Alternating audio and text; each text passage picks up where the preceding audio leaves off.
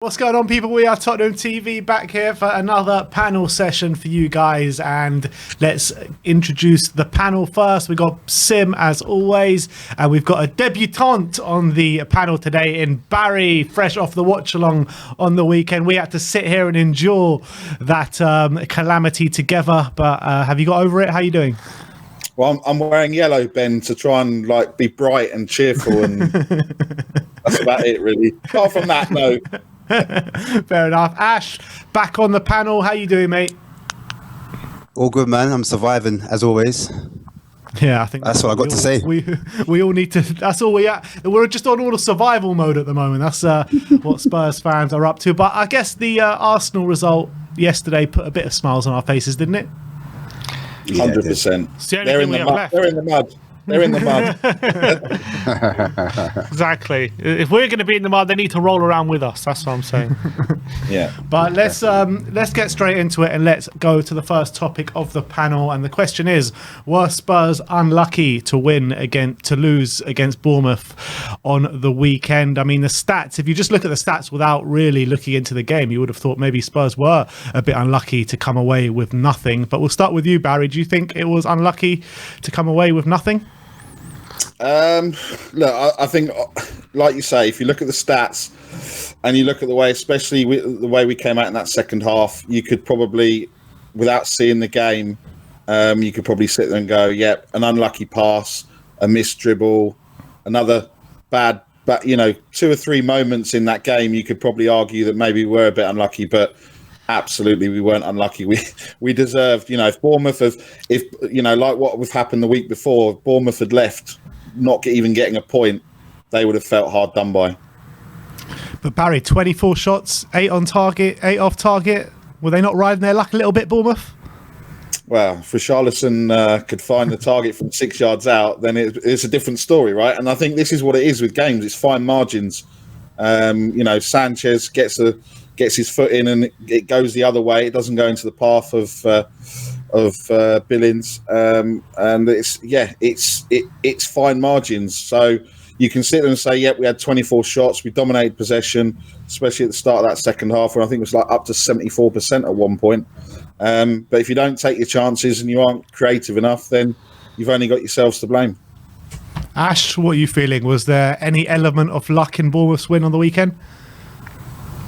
It's crazy. If you look at our first half performance within the first 15 or 20 minutes, and then you look at our last maybe 25 minutes of the game, especially when Richarlison came on, or some would argue when Danjuma came on, you could probably push it in our favour, saying we're a bit hard done by, because we had the better of the chances, I'd say, and we had line share of possession as well.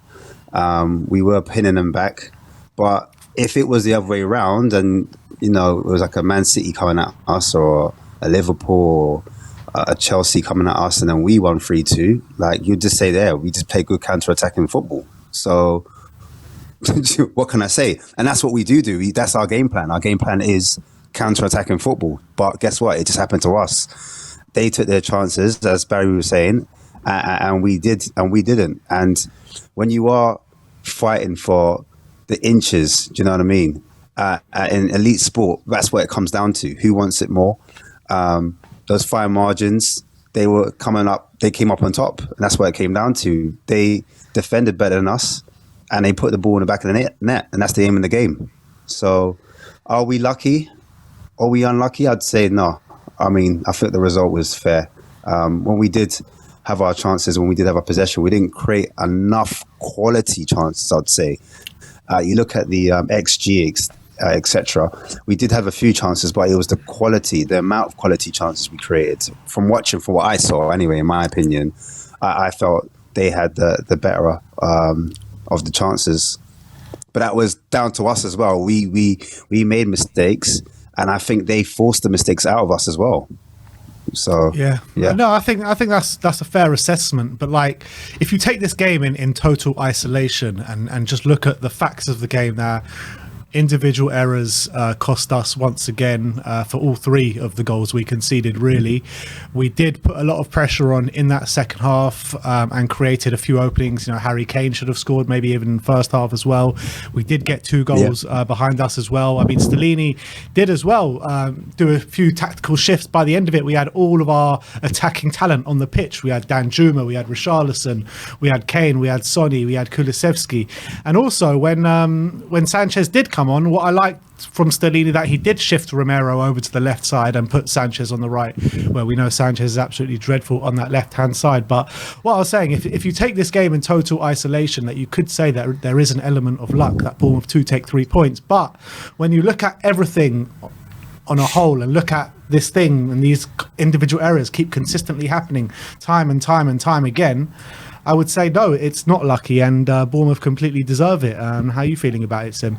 I know, I completely agree. I think you make a great point. I think this game is separated from the rest of the season. You could probably make a case that we were a bit unlucky not to take all 3 points with the chances that we missed and the mistakes that we made gifting Bournemouth all 3 points. But the fact that we've defended like this pretty much the whole season, and the fact these individual errors are a consistent theme throughout the season, you can't then just turn to one single game where these defensive mistakes have cost you and say, oh, now that's unlucky that we've lost the game, when it's happened throughout the season.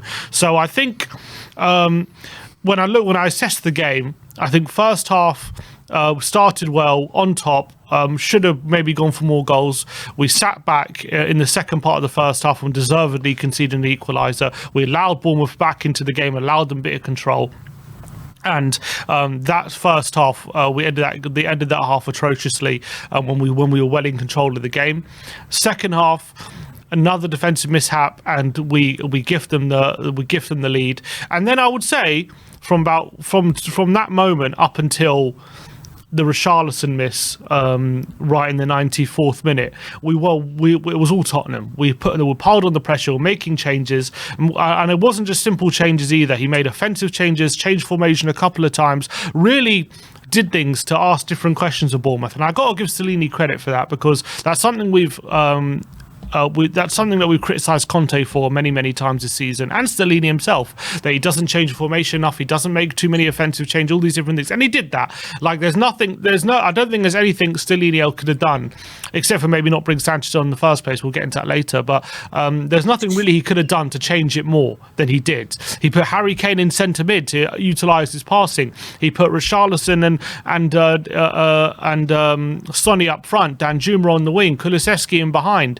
Like, he was doing all different kind of things to try and ask different questions. And to be fair, it did work. But nearly worked. But to be fair, like, when we equalised to make it 2-2, I think we deserved to equalise at that point. I think that was a reward for good pressure. You know, Richarlison had just had a goal ruled out for offside a minute before. Kane had a good chance with headers. Porro was putting in some good crosses. So we did have them penned back. So you got to give them credit for that. And we made it 2-2. And we could have, and obviously Richarlison has that chance to make it 3-2, and that was obviously a massive chance that goes begging. And then we get hit with another sucker punch, but we can't complain, because it's not like a sucker. It wasn't a kind of like a sucker punch where it was, again, brilliant play from Bournemouth, which carved us open. We gifted it to them again. Porro should be dealing with that situation, and there was just another long ball not dealt with by Spurs. Don't say that in front of Barry. That's just reality, and that should have been dealt with. It was another goal, poor defending, which gifted them the 3 points. So, as much as it was fine line and inches, and as much as we did really put them under pressure for about half an hour, you can't put it down to luck when these horrendous defensive errors are costing us week in, week out. So I would like to sit here and say it was just one of those days, and, you know, on another day we win that game. But at the end of the day, those defensive errors have been a problem the whole season, and we can't give them an out, these players an out, by saying it was just luck when it wasn't. But that's the thing. Like, usually, in a usual instance, an individual error would be a bit of luck or unluck, whichever way you want to look at it. But when it keeps happening time and time again, week after week, it's definitely not unlucky. It's just like a consistent theme, isn't it? That's the thing. Yeah, exactly. It's Sim's fault anyway, Ben. It's Sim's fault. Go on, Barry. Tell me why. He changed seats. I'm sure he changed seats I was watching the match day vlog. He went slightly lower and to the left. I think Slightly. I changed I think seats. towards the end when he was trying to beat the traffic right at the end, right? My grandpa wanted to leave, so we wanted to leave. He wanted to get ahead of the human You're blaming traffic. grandpa now, Tim. Is that how we're going? You're blaming A few Throwing minutes. grandpa under the bus. A few minutes to go, he'll say, Terrible. okay, let's move down to a spare seat nearer the exit so we can kind of just go when full-time whistle goes. So we did move seat, you're right. And we equalised in that seat, Good Barry. observation, So Barry. we equalised in that seat. So don't knock it too much. They also scored the winner. They in did that too. score, all right. So, all right, if we take that little bit of the game in isolation and finish 1-1, so that's a point. That's a point. All right. We lost 2-1 back in the original seats. That's all I'm saying. Any closing words on the game, Ash or Barry? Not really. The only thing I could say is it doesn't matter. You know, some fans are saying, you know, back four, back five, you know, debate. And it doesn't matter to me because the defenders that we have left, it's going to be the same outcome. I'm not sure if Sanchez being the real problem. I know we're going to get onto it, but it's just, it's been a problem all season. So that's the only thing I would add. I do like the fact that we did try to go for the win because usually we kind of just sit off teams and that's it. And that's what you get. But at least we tried to go for it. And that's what I was going to say. Yeah, and Stellini after the game spoke about, you know, the issues that we had not being tactical and being like individual errors. And like, I think for the first goal, you could argue, I know Porro plays himself into trouble, but you could argue, you know, the fact he doesn't have players around him and he's forced to try and dribble out of trouble, that could be a tactical issue. But the other two goals, they were purely individual errors. Like the second goal was just like a number of individual errors from so many defenders. And it was just yet more proof that when these defenders are asked to like, when they're exposed and they're asked to like do some defending one-on-one against an attacker, more often than not, they're just a liability in those situations. And that's why I think a lot of the time we try to give them more protection, because when we ask them to do the defending that they would have to do, you know, in a back four, if you're an attacking side, when teams are, you know, playing over the top into the space, they're not up to it. They're more often than not, they're found wanting. And it feels like they've got those words of Antonio Conte in that press conference just ringing in the back of their heads as they're playing, because like they are literally playing into those words every single game. Like every game, those words just get truer and truer and truer, don't they?